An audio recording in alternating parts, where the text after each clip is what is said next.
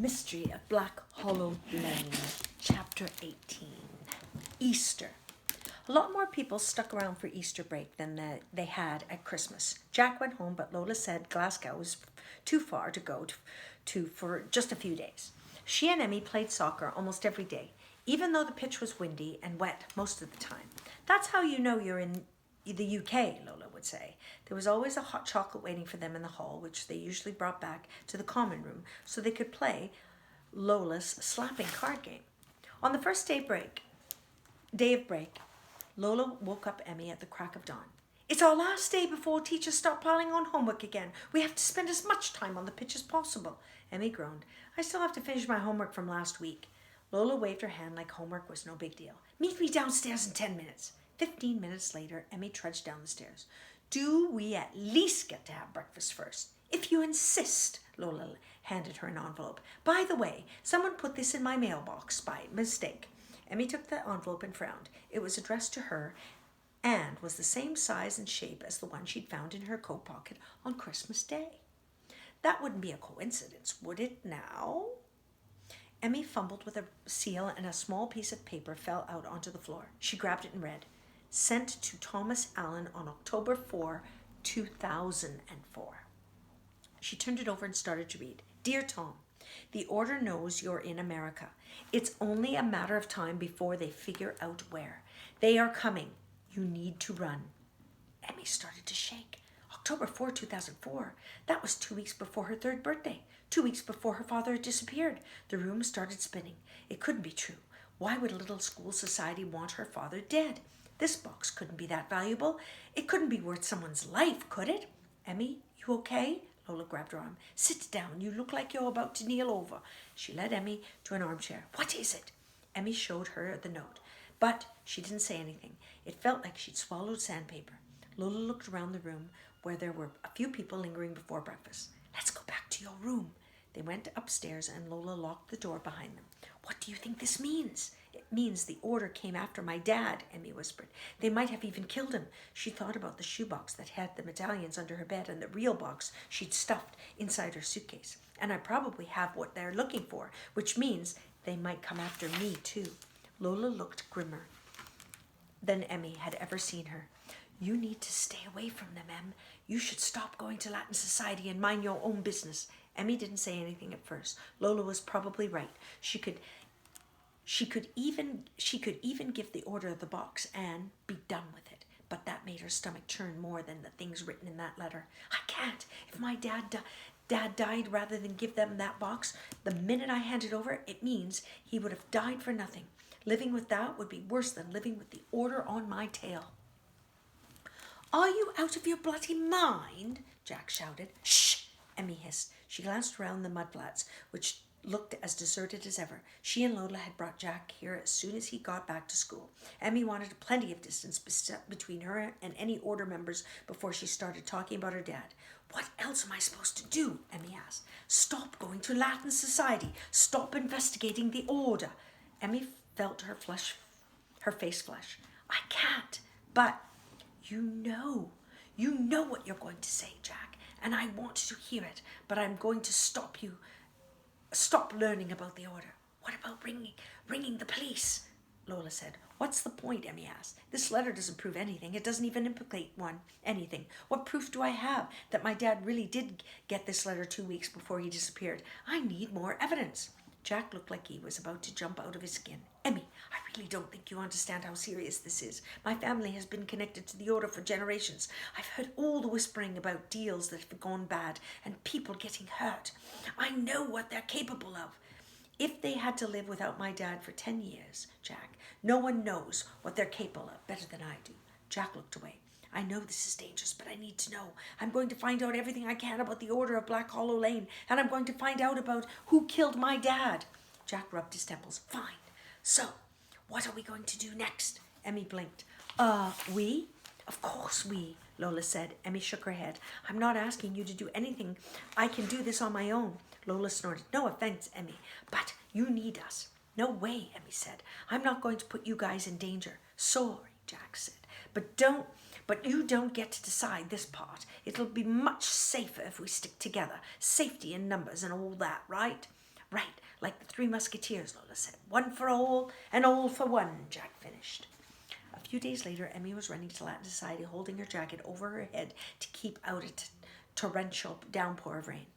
She finally made it to the little cottage, reached around the spiky plant and pushed the wall opened. "Oh, Emmeline," Master Larrabee called. "So good to see you, my dear." Emmy stared at him. Master Larrabee never spoke to her at Latin Society, not unless she asked him a specific question about her homework. "Why don't you join me in the fire?" Emmy glanced around the room. Some of the boys were looking at her. Maybe they were wondering why Larrabee was talking to her. She was wondering too. She followed Larrabee to a plush leather sofa. "Crumpet?" Larrabee pointed to a plate on the coffee table. Emmy eyed them warily. No thanks." Larrabee grabbed one and stuffed it into his mouth. "You know," he said between mouthfuls, "I was just thinking that you and I need to get to know one another better." Emmy raised an eyebrow. "It's been nearly a whole year since you joined our little club," Larrabee went on, "and we barely know you. Now, you're from Massachusetts, correct? Connecticut." "Of course," Larrabee said. "Do you have any big cities in Connecticut?" "I guess Bridgeport's kind of big, but..." "And where you're from, Bridgeport?" "No, I'm from Gretna. It's closer to Stamford." "Oh, yes," Larrabee said. "And your parents, they both live in Gretna as well?" Emmy shifted in her seat. "I live with my mum." I see. Your parents are divorced, then?" "My father's dead." "That must have been very difficult." Larry's voice was sympathetic, but his expression was cold, almost hungry. "It's never easy losing a parent. You must treasure all the reminders you have of him." Emmy didn't say anything. She knew where Larrabee was going with this. "You must value any items that belong to him above them all others." Larrabee looked expectantly at Emma, but she still didn't say anything. "Tell me, did your father leave you anything? Anything to remember him by?" Emmy stared straight into Larrabee's eyes. "My mother destroyed all his possessions after he died." "Destroyed?" Larrabee looked shocked. "Everything he had? Correspondence, mementos?" "She got rid of it all," Emmy said. "She didn't want any reminders of what happened." Larrabee shook his head. "I must admit, I find that hard to believe." "You can ask her about it if you like," Emmy said. "She's traveling, but I can give her her phone number." She didn't think he'd actually get in touch with her mum, but he did. Her mum would back up her story. It was the truth, mostly. Her mum had gotten rid of all her dad's things. She'd just gotten her hands on a few since then. "So, you have nothing that belonged to him?" Emmy's heart skipped a beat. She had to be careful with this answer. "It's like I told you, my mum destroyed everything we had of his." Larrabee's shoulders slumped. "What a pity." He stood up and walked away. I don't know if you should keep going," Jack said when Emmy told him and Lola what had happened. "Larrabee's probably going to keep asking questions. What if you let something slip? What if he figures out you really do have the box?" "He's right," Lola leaned in close to Jack and Emmy.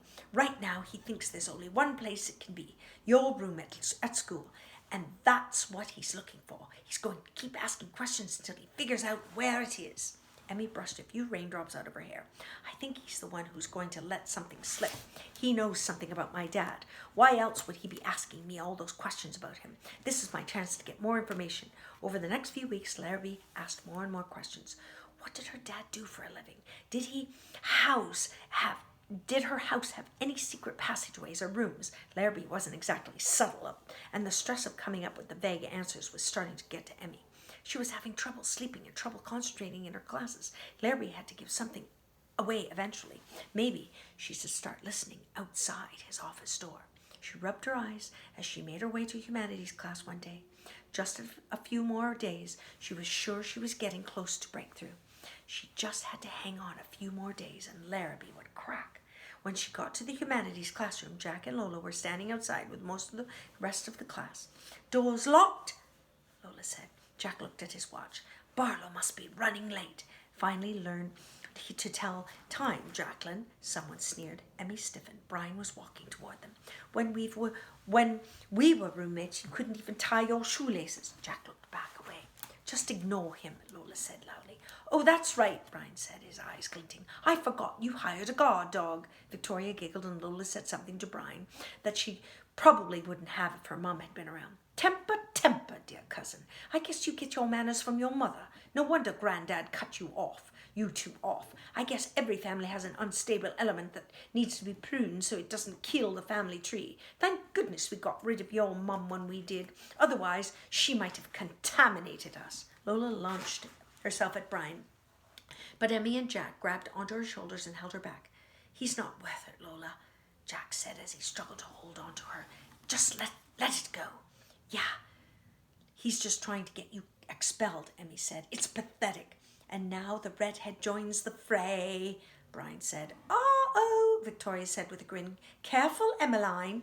Isn't your mummy a parenting expert? She wouldn't want you to say anything that might embarrass her. Where did you get that red hair? Brian asked. Must be from the deadbeat dad of yours. What a loser. No wonder your mum's ashamed of him. It happened in the blink of an eye. Emmy let go. Lola reached back and punched Brian square in the face. He doubled over, his hand over his eye, moaning like a wounded animal. Shut up. She lunged for Brian again. Jack and Lola pulled her back and she struggled to yank herself free. Something inside her snapped. Miss Willick! Shouted someone from the end of the corridor. Emmy's heart sank. Master Barlow had arrived. What on earth is going on here? He asked, walking quickly through the crowd of students. Emmy stopped struggling. Anger was still burning in her stomach, but other emotions were starting to creep in. Shock, remorse, panic. She had just punched someone in the face. Well? Barlow asked. Emmy opened her mouth, but no sound came out. Her tongue felt like lead. She attacked me for no reason, sir, Brian croaked, still holding his eye. Master Barlow glared at Brian. I doubt it was for no reason, Mr. Stratton, but nothing excuses physical violence in our school corridor. Barlow unlocked the door. Did you need to see a nurse? Brian glowered at Emmy, then shook his head. Very well, Barlow said. Everyone come out, come inside. Miss Willick, we'll talk about this after class. Emmy nodded and walked numbly into the room. Victoria looked almost as shocked as Emmy felt. Her face was beet red, and she kept looking down and readjusting her ponytail. She found a seat far away from Emmy and didn't look at her for the rest of the day. Barlow broke everyone into groups to discuss the ethical issues involved in the imprisonment of Mary, Queen of Scots, but Emmy didn't hear a word of what her group said. Not that anyone in class was talking about Mary, Queen of Scots. The little snippets Emmy heard were all about her, Brian, and his ever-blackening eye. Even Master Barlow seemed distracted. He usually patrolled the groups and joined in on discussions, but he just sat at his desk and stared at the wall. When the bell rang, everyone bolted for the door. Everyone except Emmy.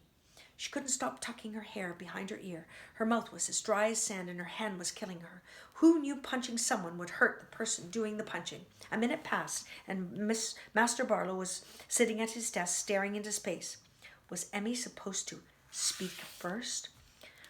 What was she supposed to say? She seemed to have developed a sudden case of laryngitis. Finally, Barlow looked at her.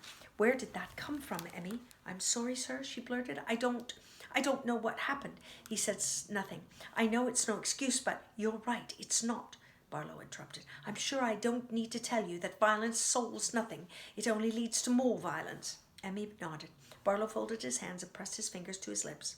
I've never known you to be an angry person, Emmy, and even though there's no excuse, it must have been something serious to cause you to react that way. He stared at Emmy, and she bit her lip. He didn't look angry. He looked worried. The knot in Emmy's stomach unclenched a little.